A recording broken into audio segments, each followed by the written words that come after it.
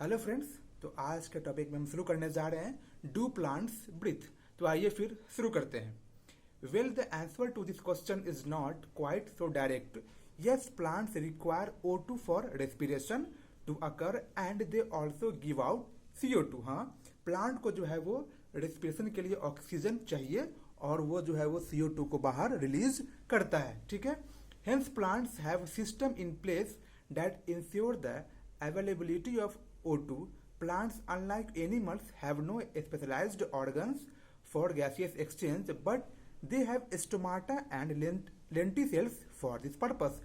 मतलब क्या हुआ कि प्लांट में एनिमल के जैसा कोई स्पेशलाइज्ड ऑर्गन तो नहीं है, लेकिन प्लांट में स्टोमाटा और लेंटिसेल्स है जो आपको गैसियस एक्सचेंज परफॉर्म करता है। ठीक है। There are several reasons why plants can get along without respiratory organs. मतलब क्या हुआ कि बहुत सारा रीजन है जिस कारण से प्लांट जो है वो बिना रेस्पिरेटरी ऑर्गन के भी रह सकता है। ठीक है। पहला क्या है, each plants part take care of its own gases exchange needs. मतलब क्या हुआ कि प्लांट का हर एक पार्ट, इसे ध्यान से सुनिएगा कि प्लांट का हर एक पार्ट जो है वो अपना गैसेस एक्सचेंज करता है। ठीक है। There is very little transport of gases from one plant part to another. अब जब प्लांट का हर एक पार्ट गैसियस एक्सचेंज करेगा तो बहुत कम डिस्टेंस के लिए जो गैसेस है वो एक पार्ट से जाएगा दूसरे पार्ट के पास। ठीक है। Second, plant do not present great demands for gaseous exchange. और सेकेंड रीजन क्या है कि प्लांट को जो है वो गैसियस एक्सचेंज के लिए ज्यादा डिमांड नहीं होती है। Roots, stem and leaves respire at rate far lower than animal do. मतलब क्या हुआ कि प्लांट में जो रूट, स्टेम और लीव्स जो है वो रिस्पायर जो है वो लो रेट से करती है। ठीक है। Only during photosynthesis are large volumes of gaseous exchange and each leaf is well adapted to take care of its own needs during this periods। मतलब क्या हुआ कि ओनली आपको फोटोसिंथेसिस के समय ही लार्ज वॉल्यूम ऑफ गैसेज की जरूरत पड़ती है। ठीक है। और इस लार्ज वॉल्यूम गैसेज के लिए भी प्लांट का जो लीफ है वो वेल एडेप्टेड होता है और वो अपना नीड खुद पूरा कर लेता है। When cells photosynthesis availability of O2 is not a problem in this cells since O2 is released within the cell. मतलब क्या हुआ कि ये जो लार्ज वॉल्यूम गैसियस का इसको जो नीड होता है उस नीड को ये पूरा कर लेता है। कैसे? क्योंकि हम जानते हैं कि नॉन साइक्लिक पाथवे में O2 जो है वो रिलीज होती है। ठीक है। तो अब सेल में उस सेल में पहले से O2 प्रेजेंट है तो उस O2 का भी वो यूज करके फोटो से ये जो रेस्पिरेशन है वो कर लेता है। ठीक है। थर्ड क्या है? Third, the distance that gases must diffuse even in large bulky is not great। मतलब क्या हुआ कि गैसेज जो प्लांट में डिस्टेंस ट्रेवल करती है वो ज्यादा दूर तक नहीं जाती है।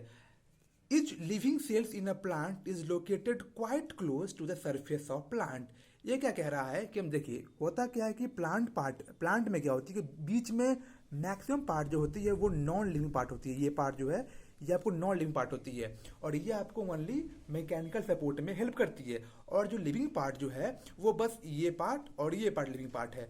तो यहाँ पे वो ये कह रहा है कि each living cells in a plant is located quite close to the surface of plant. जो सरफेस ऑफ प्लांट के बहुत ही पास में होती है, बस वही लिविंग है और जो बीच में है ये आपको नॉन लिविंग पार्ट होती है। ठीक है।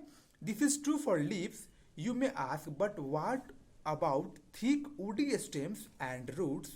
In stems, the living cells are organized in thin layer inside and beneath the bark। अब ये क्या कह रहा है कि ये जो थिक या फिर वुडी स्टेम जो होती है, in stems the living cells are organised in thin layers inside and beneath the bark.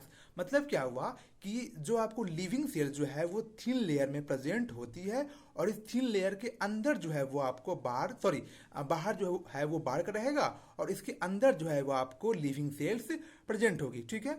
They also have opening called lenticels. और इसके बार्क में है जो वो एक थिन ओपनिंग होगी, उस ओपनिंग को हम बोलते हैं lenticels. The cells in the interior are dead and provide only mechanical support. और इस लिविंग सेल्स के अंदर जो भी आपको पार्ट है, ये पार्ट आपको डेड होती है और मैकेनिकल सपोर्ट में हेल्प करती है। Thus most cells of a plant have at least a part of their surface in contact with air. मतलब क्या है कि प्लांट में जितनी भी सेल है, वो हर एक सेल जो है वो कम से कम जो है वो एयर के कांटेक्ट में रहता ही है। ठीक है, this is also facilitated by loose packing of parenchyma cells in leaves, stems and roots which provide an interconnected network of air spaces। और जितनी भी सेल जो है वो आपको लूज पैक होती है, ठीक है, ताकि वो एयर स्पेस के थ्रू उसमें एयर आ सके। ठीक है, the complete combustion of glucose which produce CO2 and H2O and end products yield energy most of which is given out as heat। मतलब क्या हुआ कि जब ग्लूकोज का कंप्लीट कंबसन हो जाता है तो उससे आपको CO2 और H2O निकलती है और साथ में एनर्जी भी है जो हीट के फॉर्म में बाहर निकल जाती है। ठीक है, if this energy is to be useful to the cell it should be able to utilise it to synthesise other molecules that the cell requires. मतलब क्या हुआ कि अगर हम इस एनर्जी का यूज कर ले, अगर हम इस एनर्जी का कर ले यूटिलाइज्ड, तो हम सेल के लिए अदर मॉलिक्यूल भी बना सकते हैं। ठीक है, the strategies that the plant cell use is to catabolize the glucose molecule in such a way that not all the liberated energy goes out as heat। मतलब क्या हुआ कि प्लांट इस तरह से ग्लूकोज मॉलिक्यूल का कैटाबलाइज करती है कि सारा एनर्जी है वो हीट के फॉर्म में बाहर नहीं निकल पाता है, कुछ एनर्जी जो है वो एटीपी के फॉर्म में भी स्टोर कर लेता है। वो आगे देखते हैं, the key is to oxidise glucose not in one step, ठीक है, but in several small steps enabling some step to be just large enough such that the energy released can be coupled to ATP synthesis. मतलब क्या हुआ कि glucose का जो oxidation जो होता है वो एक ही स्टेप में नहीं होता, ठीक है, वो आपको सेवरल स्मॉल स्टेप्स में होता है। ठीक है, और कुछ कुछ स्टेप उसमें लार्ज स्टेप होती है जिसमें आपको लार्ज एनर्जी निकलती है और उस एनर्जी का यूज करके, उस एनर्जी को यूज करके आपको एटीपी का फॉर्मेशन कर लिया जाता है। ठीक है, how this is done is essentially the story of respiration. और प्लांट जो है वो इस एनर्जी को कैसे एटीपी में कन्वर्ट करके रखता है, इसे हम पढ़ेंगे रेस्पिरेशन में। During the process of respiration, oxygen is utilized and carbon dioxide, water and energy are released as products। मतलब क्या हुआ कि जब आपको रेस्पिरेशन होती है उसमें ऑक्सीजन का यूज करते हैं, जबकि CO2, वाटर और एनर्जी जो है वो बाहर निकलती है। The combustion reaction requires oxygen but some cell live where oxygen में और मे नॉट बी अवेलेबल। ठीक है, अब ये क्या कह रहा है कि आपको कंबसन में तो ऑक्सीजन की जरूरत पड़ती है, लेकिन कुछ सेल जो है वो बिना ऑक्सीजन के भी जिंदा रहता है। ठीक है, can you think of such situation where O2 is not available? There are sufficient reason to believe that the first cell on this planet lived in an atmosphere that lacked oxygen. ये हम जानते हैं कि जब starting में जब अर्थ का formation हुआ था तो उस समय ऑक्सीजन प्रेजेंट नहीं थी। ठीक है, तो उस समय जो भी आपको इस पर लिविंग प्रेजेंट था वो ऑक्सीजन के बिना ही अपना हर काम कर सकता था। ठीक है, even among present day living organism we know of several that are adapted to N aerobic condition. मतलब क्या हुआ कि जिस समय अर्थ का फॉर्मेशन हुआ था उस समय तो ऑक्सीजन था नहीं।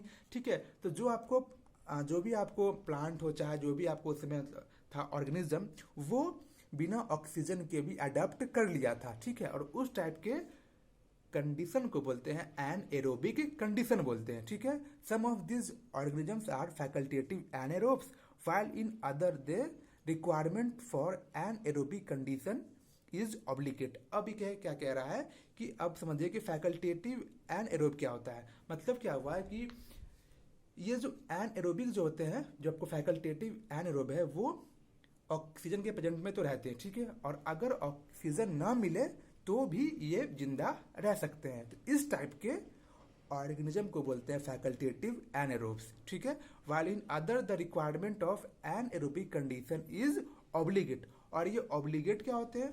तो ये आपको ऑब्लिगेट एनारोबिक वो होते हैं जो आपको कंप्लीटली ऑक्सीजन के अब्सेंट में ही लिव रह सकते हैं। In any case, all living organisms retain the enzymatic machinery to partially oxidize glucose without the help of oxygen, ठीक है। अभी क्या कह रहा है कि पार्शियली ऑक्सीडाइज ग्लूकोज जो है, जो हम पढ़ेंगे ग्लाइकोलिसिस में, उसमें बिना ऑक्सीजन के वो पूरा प्रोसेस होती है, ठीक है। और वो एक एंजाइमेटिक मशीनरी, मतलब बोले तो उस रिएक्शन में, उस ग्लाइकोलिसिस में आपको एंजाइम की जरूरत पड़ती है, लेकिन वो जो ग्लाइकोलिसिस जो है वो बिना ऑक्सीजन के होता है, ठीक है। This breakdown of glucose to pyruvic acid is glycolysis. और इस ग्लूकोज जो है वो आपको कन्वर्ट होगा पायरुविक एसिड में, और इसी को हम बोलते हैं ग्लाइकोलिसिस। और ग्लाइकोलिसिस में आपको ऑक्सीजन की जरूरत नहीं पड़ती है, और ये पूरी जो प्रोसेस जो है इसमें आपको एंजाइम की जरूरत पड़ेगी, ठीक है। Thank you.